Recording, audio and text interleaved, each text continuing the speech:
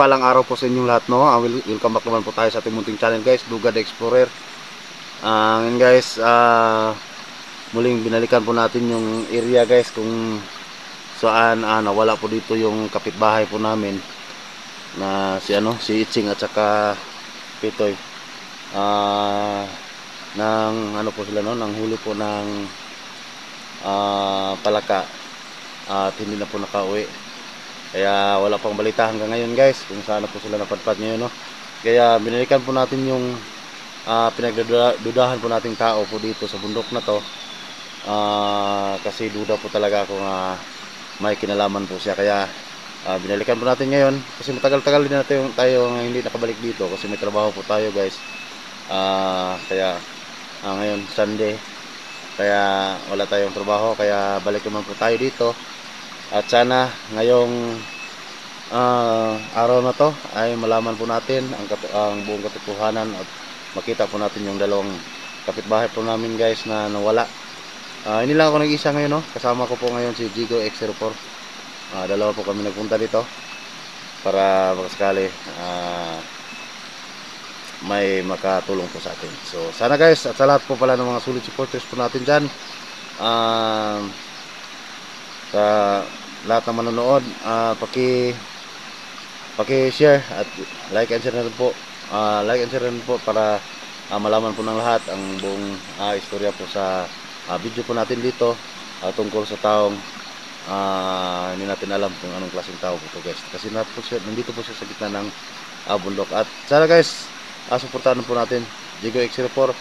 At yun nga pala, si Roberto Adventure, hindi pa po nakauwi, no? Sana kung nakauwi po siya ay magkasama po natin ngayon. Suportahan po natin, guys, Roberto Adventure. Search lang po para malaman niyo po yung makita niyo po yung upload ni Roberto po. Yun lang po, maraming salamat. Magandang umaga. Yan. Alis na po kami, guys, no?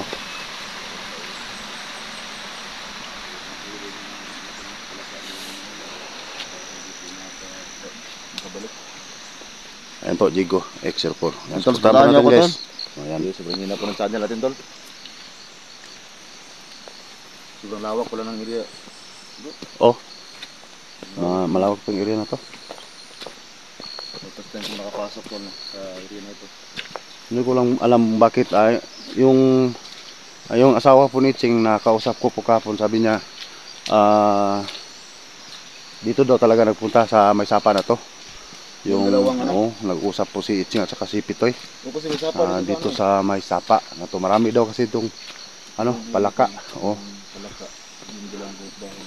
Lang, hindi na po nakabalik. Hindi nakabalik po.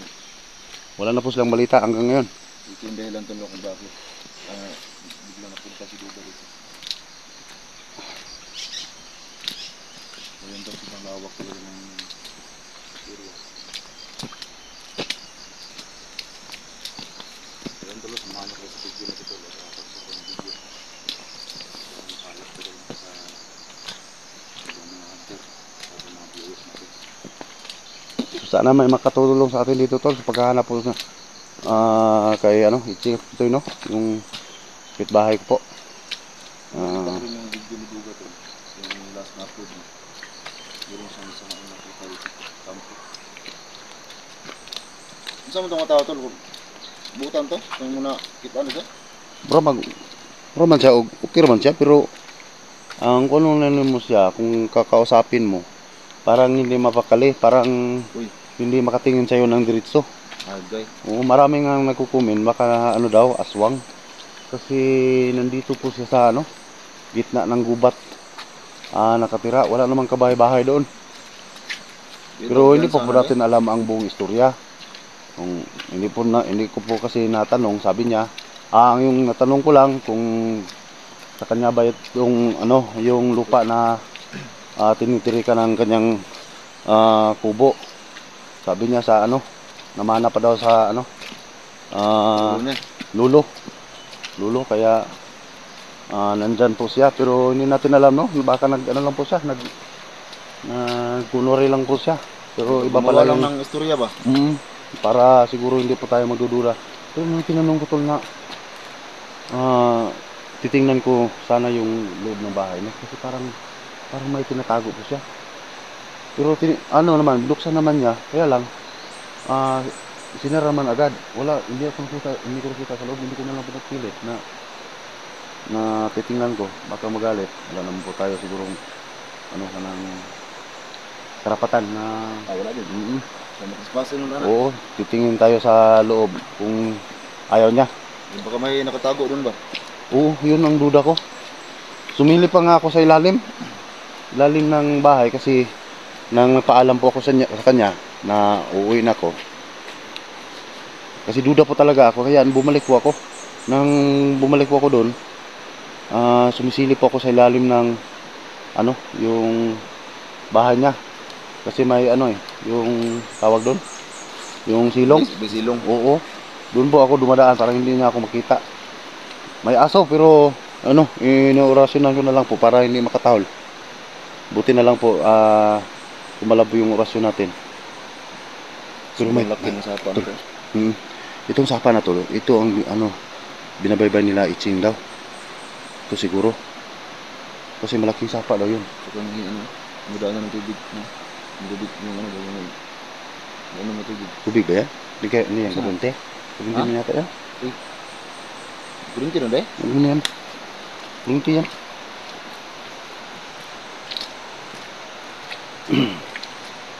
Sobrang lawak naman ito. Sobrang laki ng sapa.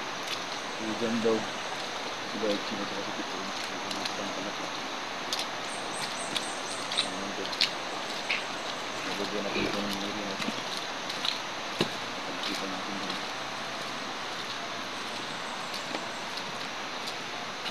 Ito, oh. Ano yung paligid doon. Sobrang ano. Liblib. Sobrang takot sa kanya. Tol. Ano yung may kwanto? Narinig ako, tol. Ha? May narinig ako. Bagandar ba? Parang, ano, sinso. Sinso. Ito lang, narinig ko. Ingat ka lang, tol, ha? Sinso. May naglalaging yata dyan. Ha? May naglalaging yata. Siguro. Bagandar lang ano? Bagandar lang sinso. Pero wala naman akong ibang nakita mga tao dyan. Yun lang, nag-iisa lang siya. Tara, tuloy tayo. Wala na.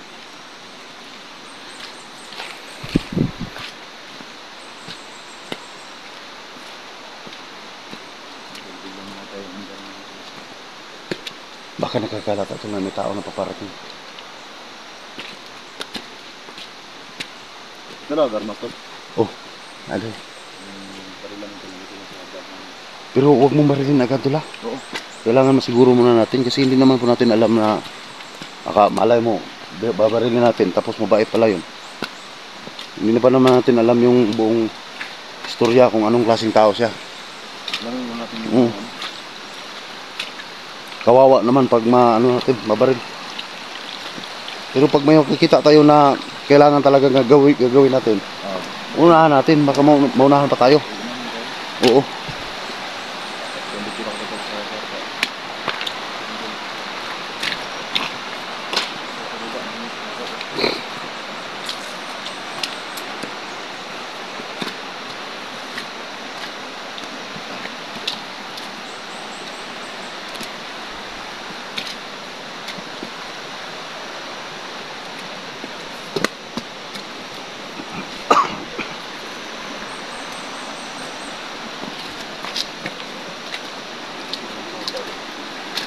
Yun tulo, laki ng gubat tol.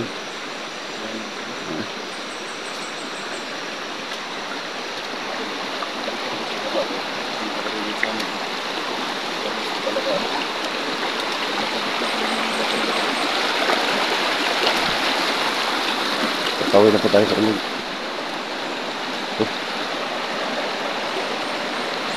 May damit ko. Pero parang hindi naman bago yan, no? Diba? Ang tagal na to. Baka mga damit yan nila na ano ba? Sa tingin mo tol, siguro tol, may siguro dito tol, no? Meron. Kasi napakalaking guba to, posible naman walang mga malalaking ahas dito. Yung paligid namin po. Nasa baba kami. Ano?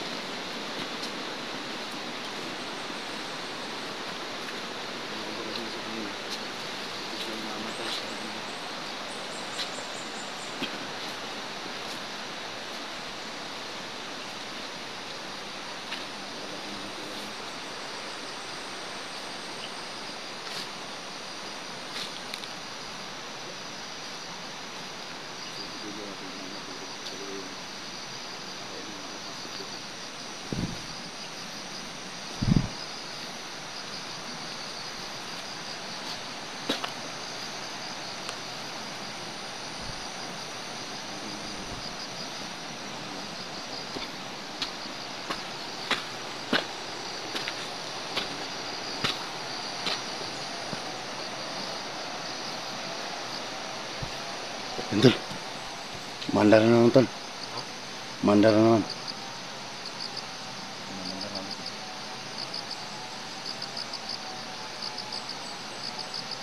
Doon banda oh. Oo. Ta.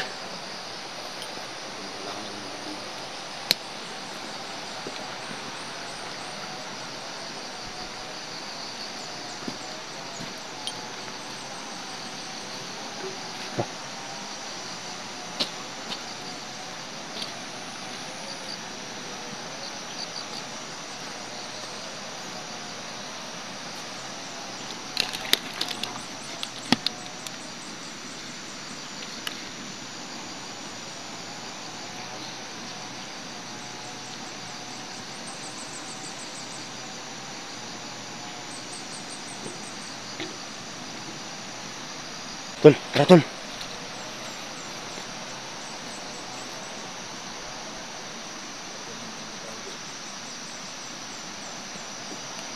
Abi tol. Baka nandyan yung lalagari ng maraming kahoy.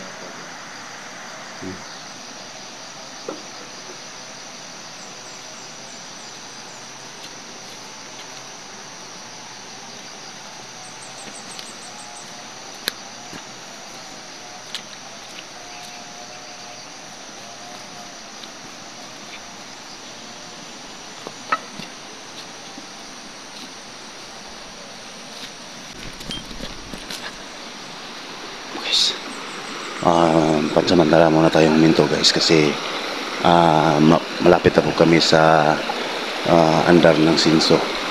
Kaya masin muna tayo guys, no? Baka iba yan kasi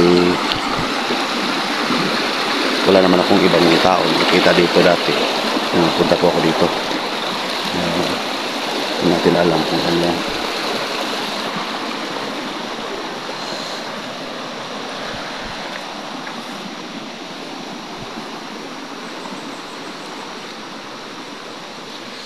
Marami pa ng kahoy dito mga pinuputol dati.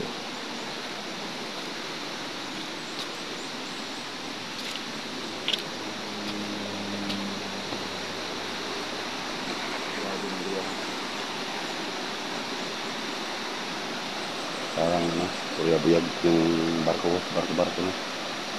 No? O, tingnan mo. O, parang barko na. Titingnan natin yung mamaya. Titingnan niya natin mamaya. Baka may, ano yan, treasure. Treasure ba? Oo, malay mo. Walang sada eh. Sila rin palad sa unggoy. Meron yung pala sa mga Oo, parang ano. ito lang. Yan tulog. Dito tayo banda tol. Kasi may nakita po kami dito na malaking bato. Parang ano, hugis ng barko. Lalapitan natin yan mamaya. Pag ano, uwi namin. Ayan o. Parang ano talaga siya? Ha? O, bato lang naman yan. Pero tingnan mo yung ano, hugis. Para talagang barko. Kaya buyag lang.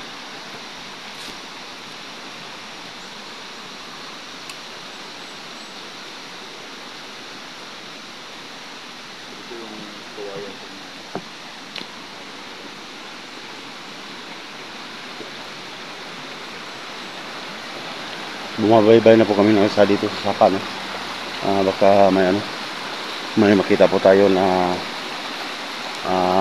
damit o ano makikita po natin dito na maaaring kay ano, Piching at saka kay Pitoy. Kaya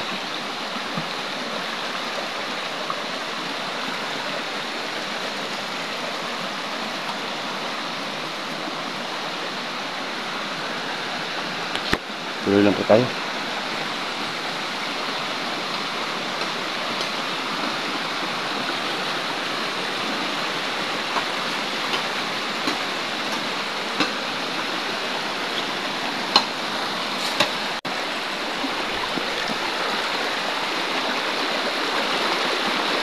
Sa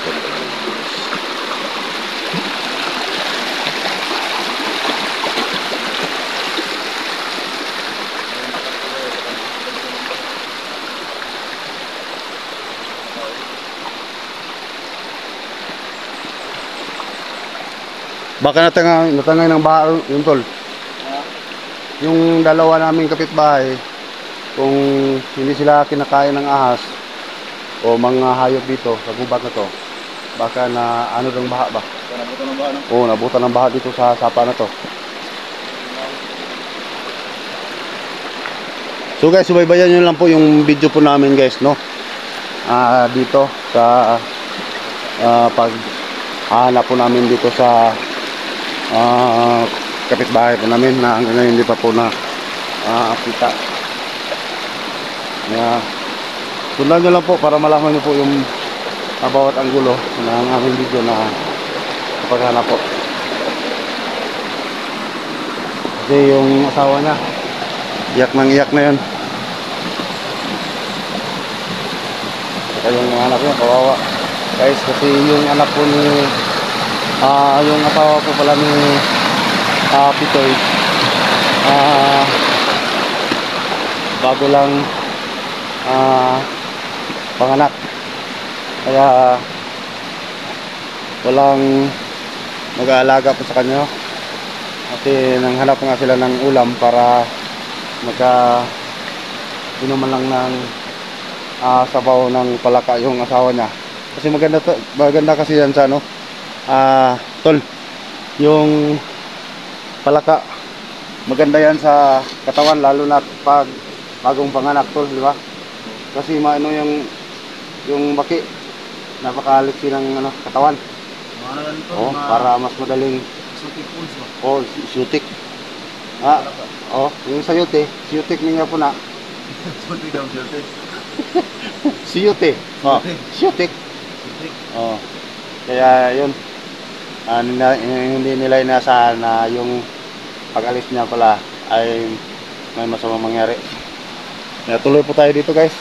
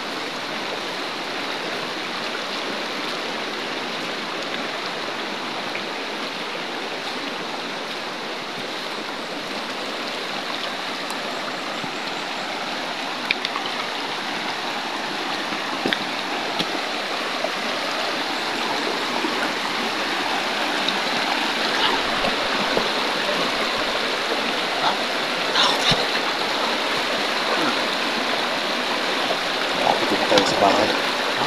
malapit na po tayo sa bahay na pinupuntahan ko. Malapit na? Baka dito pa lang tayo. Makita lang na tayo. Kita mo sa video ko, di ba? Oo. May sapa. Makita na tayo dito sa may sapa na to. Malapit na yung bahay. Oo. Kaya, ingat kaya. Hindi tayo dadaan sa sapa. Ano lagi? Gilid tayo dadaan para hindi tayo makita agad. Sige. Nandyan ang bahay, banda kon. Doon sa unahan, ha? Sige. Para makita mo. Baka may tao nakabantay. Dito lang, malapit na pala yung dito.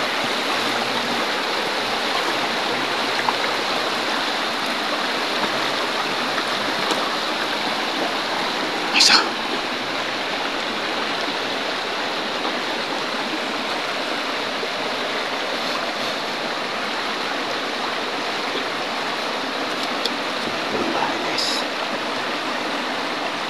Ay, yung bahay nila. Ano? Taas? Tago ko to. Baka may sniper dyan. Yan po yung bahay na pinugudahan ko guys na may pinatago ko yung taong ingat po tayo. Tol, ingat ka tol ha. Okay. Oh, let's go pa lang. Kasi duda po talaga kung yung tao na yun. Dito pala yung bahay dito.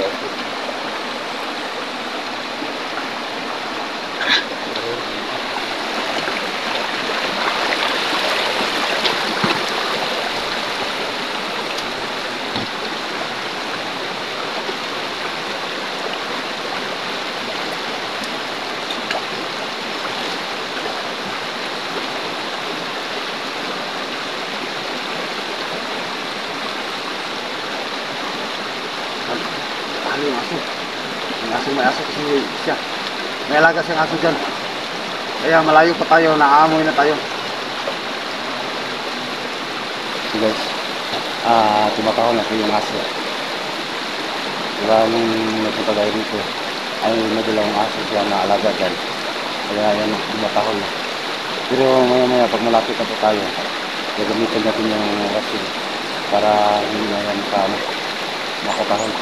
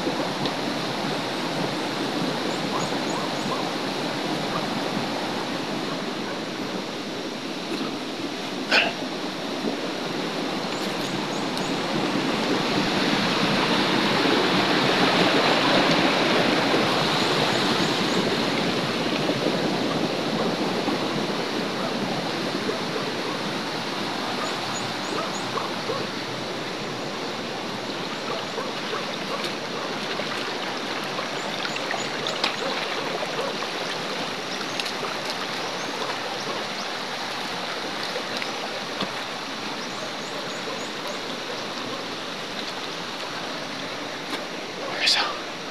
Parang aso. Aso ba eh? Ay, parang aso.